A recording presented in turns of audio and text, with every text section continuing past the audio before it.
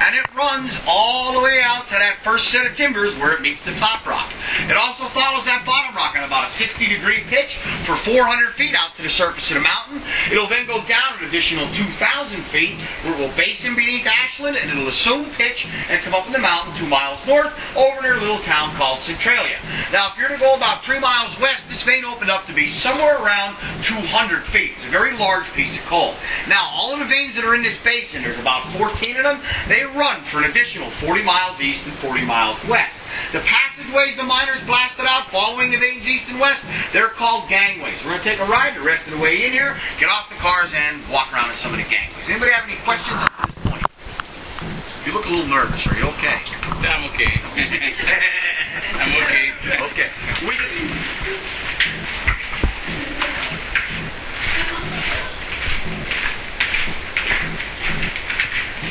Hi.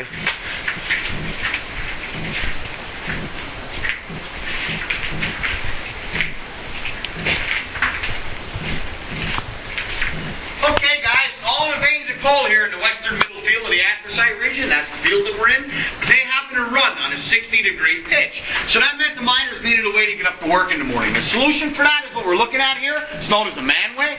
First job for the day. Miner and the laborer, they begin passing up all of their tools, timber, dynamite supplies, anything needed for their day's work up into the manway. That was actually one of the more laborious parts of their job. 8 feet of vegetation compressed over about 283 million years to make 1 foot of anthracite coal. Right here. What vegetation. That helped a long way down to the Smithsonian Institute in Washington. That tree was formed the same way that the coal was, guys. Millions of years of heat and pressure actually turned it into solid stone. Might be one of the only places where you can see a tree that might be 30 years old, butted up against one that's 283 million years old, guys. That tree is right there. Same age as the coal.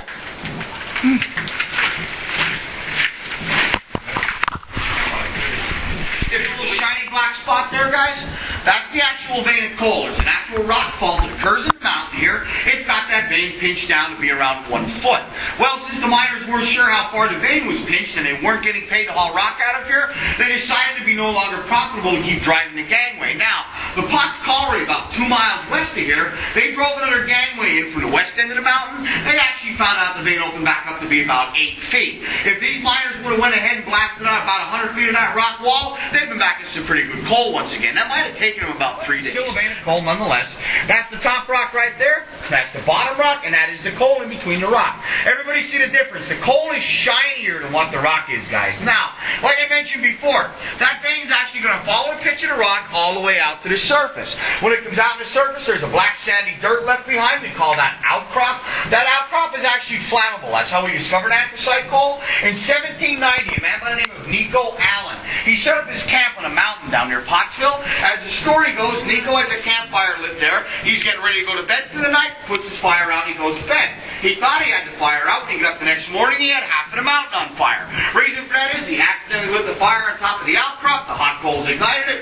Therefore, they gave him credit for discovering anthracite coal. Now, I'm not exactly sure how embellished that story is. We do know they found coal in his camp. We also know that the Native Americans figured out they could burn that outcrop long before Nico ever came on the scene. Now, that one there is about 100 years old, and we don't have it hooked up anymore. Over here on the side of the box, there's a little bit more modern version of that. It's still hooked into the system.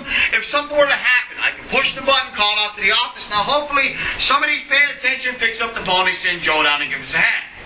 Was it Joe? He'd send him down to help us out. Wow. Inside the phone box, we have a little foam rat. Now, the reason he was in there is to illustrate the fact there were rats in the mines. That wasn't a bad thing. The miners, they actually liked having these little fellas around. He felt they were a good detector of ground vibration and gases. It's also said miners would go ahead and share a bit of their lunch with the rats. That way they'd hang out with them while they were working. Personally, I think that's disgusting, but that's what they did. The same they had about the rats, kind of like with the timbers. If they'd start to run out of the gangway, the miners would follow them. It usually meant you're either about to have some type of an explosion or the roof was about to come down. And from the stories I heard from the old timers, they were pretty darn accurate, guys. Now, what we're going to do here, and there's no rats in here anymore. Occasionally, a Pennsylvania ground shoots for 400 feet right out to the surface. That created the second opening. I'll show you that in a little bit, guys. First things first, before the miner could start work in the morning, there are two gases they had to check for. First one is a highly explosive fire damp, or methane. It's light, it's found up near the ceiling. Second one is known as black damp. Black damp is basically just air without oxygen. It's very heavy. It's found down there on the floor. It is also extremely deadly.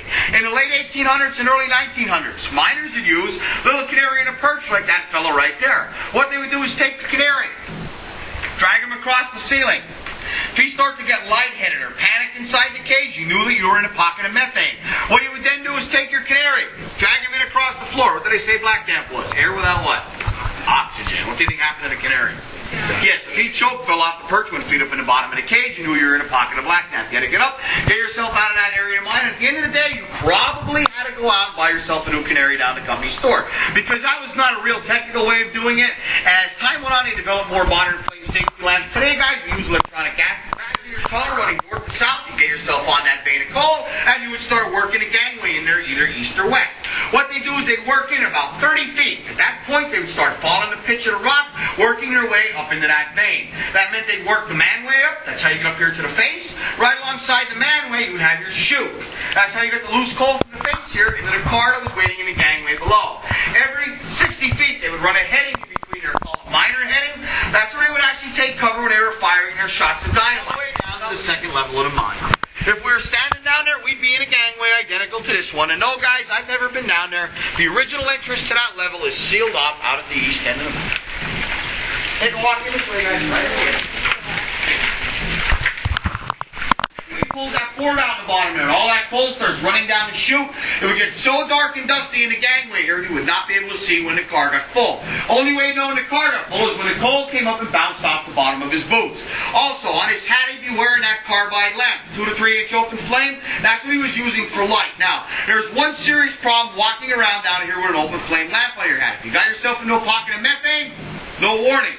Just one very violent explosion. On the other side, if you got into the black damp, the flame would go out, hopefully giving that fellow potentially enough time to get up off the floor and get out of that area of the mine. Now, do you guys care if I turn the lights off? Okay. If we were working in here, okay, we wouldn't have all these fancy lights. We'd be using a cap light. That's the amount of light that a modern cap light gives off.